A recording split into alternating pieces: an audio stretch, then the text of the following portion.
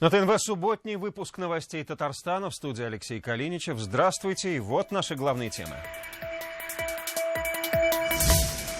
Прямо из рук президента. Сколько наград сегодня получили татарстанцы и куда они уехали, увидела Аделя Кламиц. Сгребали, убирали, сажали. Самое главное – это пропустить через себя, что не надо мусорить. О субботе, ставший субботником, Дмитрий Аринин. Купим овчарок 28 голов. Сидеть. Стоять. Лежать. Как татарстанские кинологи отбирают собак и растят из щенков, ищеек и охранников. Лина Изнатуллина. Поднять паруса. Полный ход. Теплоход будет ходить на линии Казань-Свияжск, Казань-Садовая, Казань-Ташовка, Казань-Верхнеуступ-Кричищ. Об открытии летней пригородной навигации. Салават Мухаммадуллин.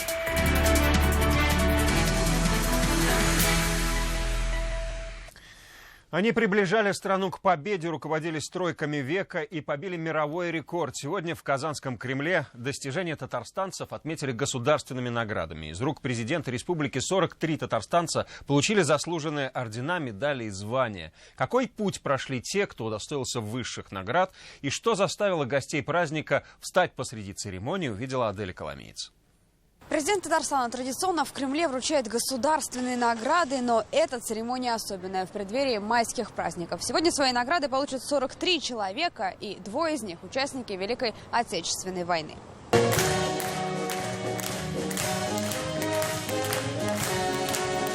Зал сегодня стоя благодарил наших героев медалью ордена за заслуги перед республикой. Наградили Васыла Хузахметова, участника Великой Отечественной войны. Служил на военно-морской базе Тихоокеанского флота, освобождал порты Северной Кореи, принимал участие в боях против Японии. Со времен войны так и осталась привычка радоваться общим победам. Всегда следил, всегда гордился малейшими успехами нашей республики. Очень гордимся нашего президента Дмитрия Шарипова, наградили героем. Это радость для всех нас. Наградить тех, кто внес большой вклад в развитие республики и страны, рад сегодня и президент Татарстана, он уверен, они скоро вновь заявят о себе. С большими наградами, и чтобы эти награды были не последние. Не наводя, можно сказать, в воздухе. Честь страны во время Великой Отечественной отстаивал Габдракип Мубаракшин. Служил радиоспециалистом. Высшую награду сегодня получил и Илдус Сафин. Заместитель гендиректора ТАИФ НК стал заслуженным строителем России. Под его руководством построили Казанскую пирамиду. Но, пожалуй, самым значимым проектом стал комплекс глубокой переработки тяжелых остатков. 3 года назад Илдус Сафин руководил транспортировкой 40-метрового реактора гидрокрекинга. Установку перевозили из Питера в Нижнекамск. Это событие стало мировым рекордом. Особенно важно для нас, и для меня, и для нашего коллектива, что данную награду я получаю в момент, когда завершаем строительство комплекса глубокой переработки тяжелых остатков. Пожал руку и наградил орденом Туслык Рустам Миниханов и Даниса Валеева, главный конструктор завода КАМАЗ. В свое время предложил расширить гамму выпускаемых автомобилей. Сейчас полноприводные машины пользуются высоким спросом, а Данис Валеев продолжает трудиться и разрабатывать новые идеи. Сегодня, я считаю, самым главным это, как для любого, видимо, и специалиста, и для любого руководителя, это быть востребованным. Машинисты, слесари, врачи, библиотекари, трактористы награды сегодня получили 43 татарстанца. Аделя Коломеец, Андерсен Тальцев, Ильшат Аюпов, Альберт Шефигулин, ТНВ, Казань, Набережные Челны. Самую добрую премию вручили в Казани. В столице наградили благотворителей года. 10-й юбилейный конкурс собрал почти 100 лауреатов. За каждым из них десятки добрых дел, больших и маленьких, но главное, очень нужных. Александра Севастьянова пообщалась с теми, чьи имена не просто можно, а нужно назвать. В благотворительности республики своя солнечная система, вселенная Татарстана. Вместо привычных Венеры, Земли, Луны и Марса. Планета сострадания, поддержка, искренность. Мы приглашаем на сцену следующего номинанта. 93 лауреата. Индивидуальные предприниматели, градообразующие предприятия, благотворительные фонды, некоммерческие организации. На планете бескорыстность награждают Рената Гибадуллина, директор строительной фирмы. В родном Высокогорском районе поддержку в нем может найти каждый. Спонсирует народный Сабантуй, помогает школам, решает проблемы пенсионеров. Приятно посмотреть за людей, которые помогают другим, помогают от чистого сердца. от всей души. От души и для души. Фраза основателя премии Минтимира Шаймиева сегодня звучала особенно часто. Сам госсоветник вспомнил 96-й год, когда на возрождение мечети Кул-Шариф и Благовещенского собора всей республики собрали более 30 миллиардов рублей. Это был, знаете, позыв и от души для души делалось. Вот отсюда берет начало этого великого, я сказал бы, движения. Заряд вдохновения как минимум до следующей премии от артистов с большой буквы. На сцене сегодня победитель шоу «Голос дети» Даниил Плужников.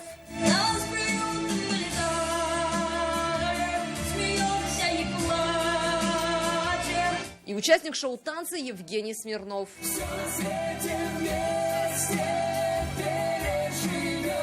Те, кто в числе благотворителей уже не первый год, сегодня получили награду из рук президента за сохранение добрых традиций. Эти благородные шаги, они очень важны. Поэтому вот вашим примером мы, конечно же, будем вовлекать еще больше людей, которые хотят помочь там, людям, которым нужна помощь, помочь тем семьям, которые нуждаются. Слова президента вдохновили на еще один добрый поступок. Ведущий премии российский актер Александр Олешко пообещал, следующий его концерт в Татарстане будет бесплатным. О доброте в массы для тех, кто говорит о благотворительности. Отдельная номинация. Лауреатом в ней стал и наш телеканал за сюжеты, программы и проекты, которые помогли. Открытое акционерное общество телерадиокомпания «Новый век». Город Казань. Добрые дела под силу каждому. Пример тому Азгат Галимзянов, известный благотворитель. Предложение президента присвоить премии его имя. Зал встретил аплодисментами. Александр Севастьянов, Рамзель Гарипов, ТНВ, Казань. Сегодня утром занятием многих казанцев стала уборка. В столице прошел первый масштабный субботник. Кстати, впервые такое массовое приложение сил было приурочено к 1 мая 1920 года. Тогда главной движущей силой стали комсомольцы и профсоюзные активисты. И это, судя по фотографиям с выставки в Госкомитете по архивному делу, в основном были дамы. Интересно, что каждому участнику субботника нужно было отработать не менее 12 часов и посадить одно дерево и как минимум 2 кустарника. В наши дни таких нормативов уже нет. Сажай сколько хочешь, и справиться можно за более короткие сроки. Это сегодня продемонстрировали 300 тысяч татарстанцев, которые вышли в парки и дворы. Так масштабно наша республика присоединилась к всероссийской экологической акции «Зеленая Россия». Грабли, метла и прочий инвентарь взяли в руки представители самых разных профессий. Кто, что и как убирал, увидел Дмитрий Аринин.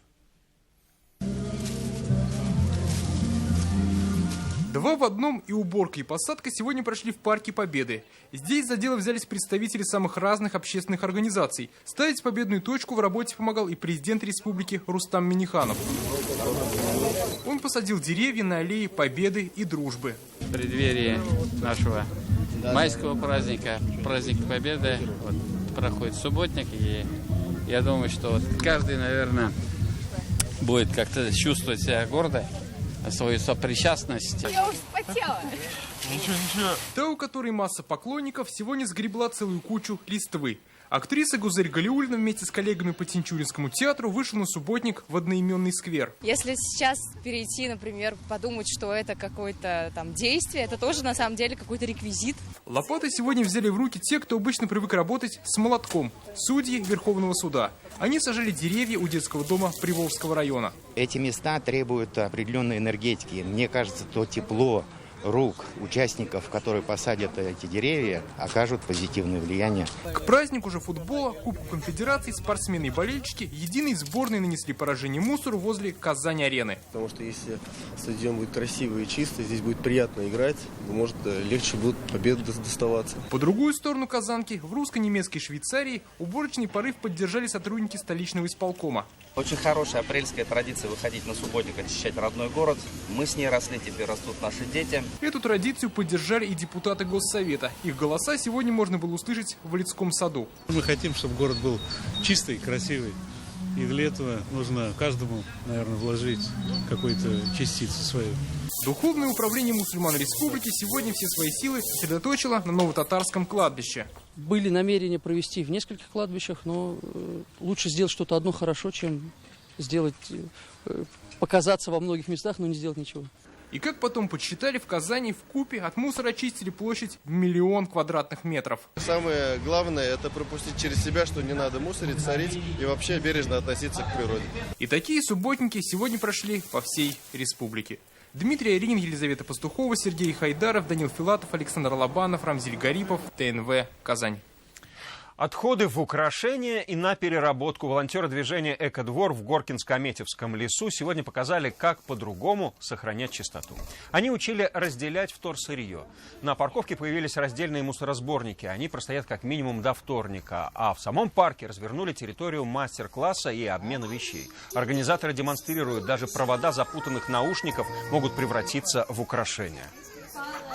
Все, что здесь находится, все, что вы видите, это все, получается, отправится на переработку. То есть у этих всех фракций дальнейшая жизнь будет.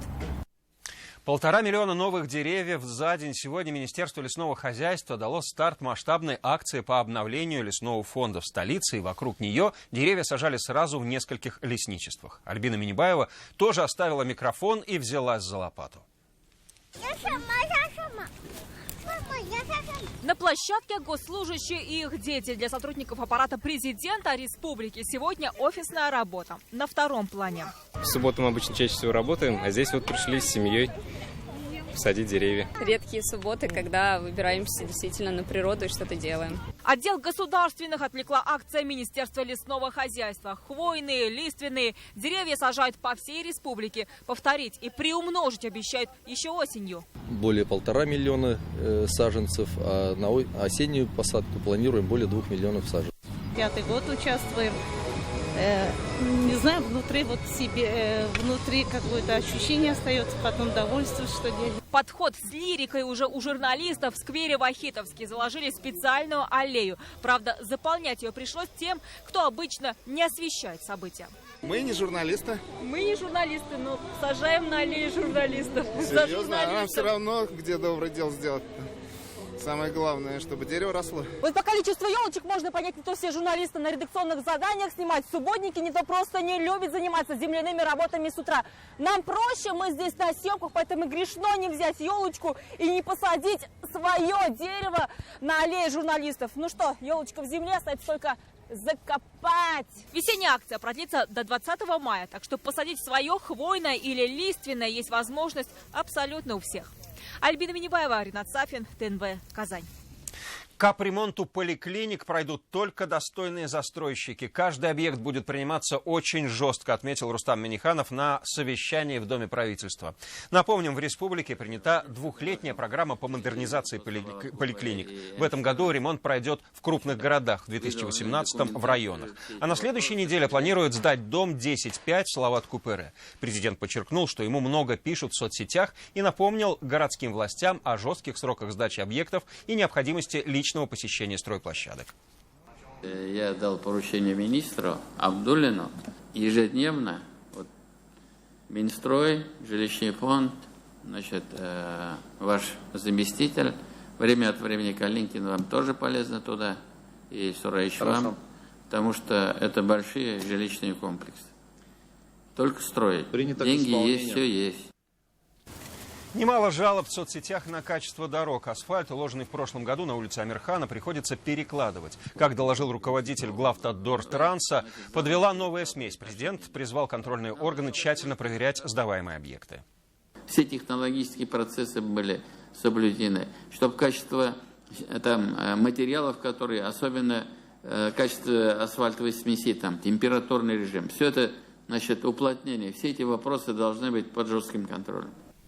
С миру по овчарке. Министерство внутренних дел по Татарстану объявило тендер на покупку щенков для кинологического центра. 28 немецких овчарок должны пополнить ряды служебных собак. Почему выбор пал на немцев? Сколько таких же уже стоит на службе у кинологов и какой от них распорядок? В эти тонкости вникала Лина Зинатуллина. Сидеть. Стоять. Лежать. На площадке просто Хантер, в паспорте Хантер де ля Сете де Плюе. Родословно этого пса породы бельгийская овчарка позавидует любой аристократ. На службу к кинологам попадают только породистые и здоровые собаки. Стандарты выверяются до цвета подшерстка, а дальше проверяют и характер. В зависимости от характера их подбирают в каждом направлении. Самых беспокойных попадают, как правило, к нам. Они в наше отделение по поиску и обнаружению запаха человека. То есть собаки ищут конкретно человека. Есть самые выдержанные, спокойные собаки, они попадают в отделение по поиску и обнаружению взрывчатых веществ, наркотических средств. Ряды хвостатых служивых постоянно пополняются. В кинологическом центре свой отдел по разведению. Собак ежегодно покупают и у населения. На сайте госзакупок 2 дня назад появился тендер на приобретение 28 щенков немецкой овчарки. Прописано все: возраст от 9 до 18 месяцев и даже нужный окрас. Кандидатов осмотрит комиссия из ветеринаров и кинологов. Проверяется на социализацию, адаптированность, на игровую потребность, на отношение к незнакомым помещениям, незнакомой обстановке, оборонительная реакция. Серьезное тестирование и своя оценка по каждому из 11 упражнений. Двоечников на службу не берут, а отличившихся ждет обучение до 3-летнего возраста. Свой наставник-кинолог, регулярные тренировки и никаких выходных. На службе в Татарстане сейчас более 500 собак.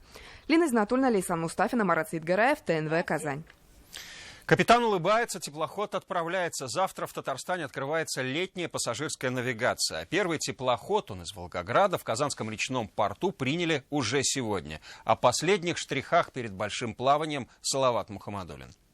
Недочеты устранены, судно готово к отправке. Уже завтра в 10 утра Москва-160 вместе с открытием Казанской пригородной летней навигации начнет плавание. Готовился экипаж к этому дню 2 месяца.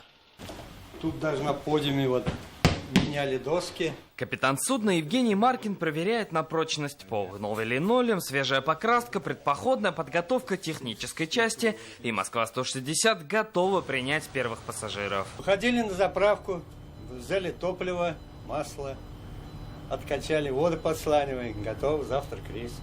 Вместе с Москвой-160 свои первые рейсы в этом году выйдут еще 4 судна. Маршруты туда и обратно в Свияжск, Верхний Услон, Садовую, Ключище и Студенцы. При этом Казанский речной порт принял первое судно уже сегодня. Трехпалубный теплоход Александр Невский пришел из Волгограда. Из-за разного климата в нашей стране летняя навигация в регионах открывается где-то раньше, а где-то чуть позже. С таким же настроением в Казанском речном порту планируют принять и пригородных пассажиров. Для этого в этом году ценовую политику решили практически не менять. Тарифы выросли всего на 2-3%. Новых маршрутов, наверное, не будет, потому что у нас уже традиционные маршруты отбиты, они пользуются популярностью, особенно Свияжская линия, Волгарская линия, то есть они постоянно загружены в летний период. Работая на качество, а не на количество, в речном порту сейчас обновляют техническую начинку судов, чтобы поездки по Каме и Волге были не только для удовольствия, но и ради экономии времени. Салават Мухаммадуллин, Амир Залишев, ТНВ, Казань. Самые яркие моменты этой недели и все самое интересное в интернете в нашей субботней рубрике «В сети».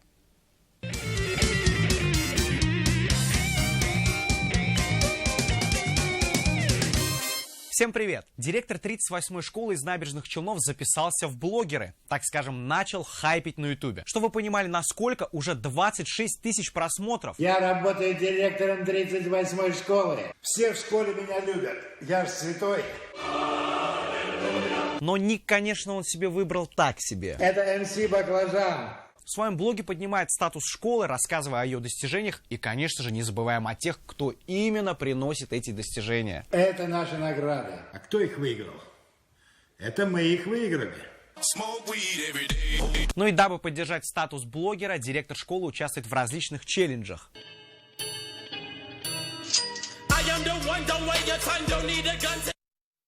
А сейчас я буду делать челлендж 24 часа. Я спрячусь у себя в кабинете. Александр Николаевич, все уже ушли. Вы домой пойдете? На самом деле это видео было подготовлено для школьного КВН. И думаю, получилось очень даже забавным. Будем ждать новых влогов от директора 38-й школы. Погода на этой неделе разыгралась. То тепло, то холодно, то солнце, то дождь. И вот после одного дождя в одном из казанских дворов образовалась лужа. Большая лужа. Я бы даже назвал это маленьким озером. Но самое забавное здесь то, что не только я считаю это озером, но и утки. Да-да, утки. Именно они решили, что это водоем, и хорошенько там устроились. Вот так у нас тут уточки плавают. Кто-то нашел в этом плюс, откомментировав: экосистема своя образуется. Хорошо же? Ну да, прикольно. Именно так, наверное, думают городские службы. Ни для кого не секрет, что в Казани, да и вообще в любом городе случается большое количество аварий, и интернет просто кишит такими видео. Но вот видео этого ДТП очень уж забавное. Хотя нет, я бы его назвал очень самостоятельным.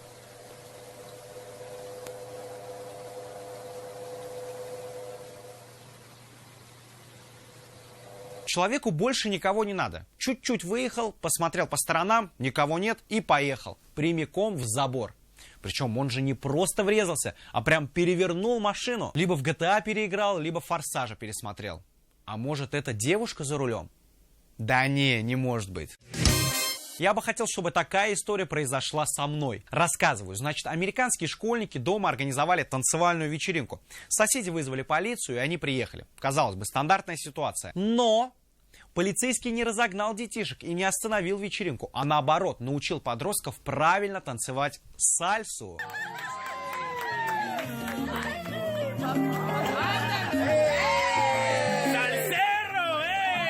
Сальсеро! Нет, ну как он танцует, а просто красавец! Браво, сеньоро!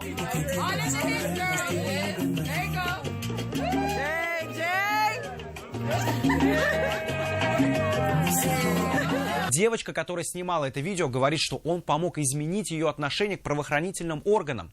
Нам бы не помешали такие полицейские, но, думаю, в дербышках бы они ни дня не протянули. Пару слов о новых технологиях. В Германии ребята уже придумали и тестируют летающий электромобиль, который разгоняется до 300 км в час. Вот так вот, друзья, скоро пробки на Булаке будем просто перелетать. Главное, чтобы в воздухе только пробок не образовалось. А сейчас пару слов о том, кто первым, наверное, в Казани испробует летающее авто.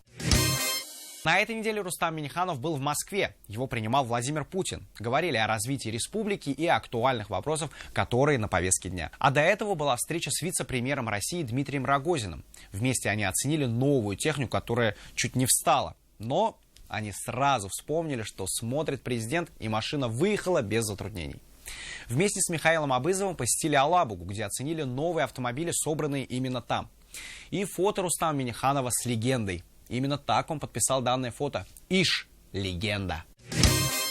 И напоследок топ запросов татарстанцев в Яндексе. На первом месте опять всероссийские проверочные работы. Сразу видно, учебный год подходит к концу, школьники в напряжении. Вторую строчку в топе, но, к сожалению, не в турнирной таблице, занимает Рубин. Опять проиграли. Даже Эльсур Медшин назвал игру Рубина позором. Ребят, ну надо что-то делать. Также в топ вошел День дочери, который празднуется 25 апреля. Игра Outlast и Chicken Free со своей скандальной рекламой. На этом сегодня все. Комментируйте, присылайте свои новости, будьте в сети. Пока!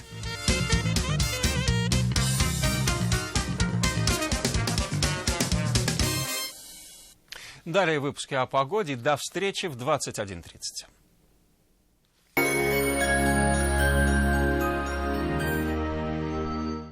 Иногда ипотека бывает неподъемной. Мы снизили для вас процентную ставку. Ипотека всего от 8% в новом жилом комплексе «Садовое кольцо». Акташ Инвест. Доверьтесь нашему опыту.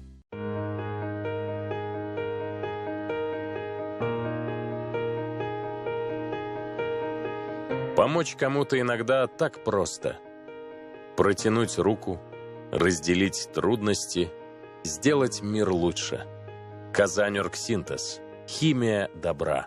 «Шевроле Нива» – надежный внедорожник с постоянным полным приводом, созданный для самых сложных дорожных условий. Успейте обменять свой автомобиль в Кан-Авто на новый «Шевроле Нива» с выгодой до 60 тысяч рублей. Кан-Авто. От болезней на растениях вам поможет Ризоплан. Россельхозцентр, Казань, 277 82 29. Все пропало, сок, творожки закончились. Нужно быстро все купить? Выбираю «Пятерочку». Чай Ричард, Роял Эрл Грей, 100 пакетиков, 179 рублей. Хорошо, когда нужное рядом. Пятерочка выручает. КАМ «Энергостройпром» – одно из крупнейших предприятий по производству железобетонных изделий в России. Более 3000 наименований. Модернизированное оборудование, современная аттестованная лаборатория, строгий контроль качества на всех этапах производства. Вот секреты нашего железобетонного преимущества.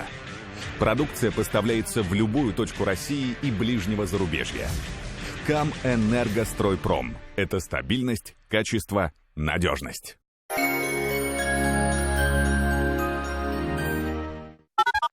Покупай в Акосе Kia, поезжай на отдых в Рио. Купи новый автомобиль Kia и получи шанс выиграть поездку в Рио и другие замечательные призы. Акос. В магазинах «Идеал» еженедельные поступления обуви из Испании, Сербии, Турции и России. Болят суставы? Вы можете забыть об этом уже после первого визита к нам. Клиника «Движение Плюс», Казань, Вишневского, 2А. Телефон 225 28 25, 225 28 25. Всей семьей на бранче в Корстон. Развлечения, аттракционы, мастер-классы, шведский стол, любимые напитки приносите с собой. Каждую субботу и воскресенье встречаемся в Корстон. Подробности 279 30 79. Бранч, поздний завтрак, 0+. Данила Мастер. Распродажа памятников. 202 38 32. 100 тысяч подарков. Весь апрель Мебельград дарит подарки каждому покупателю.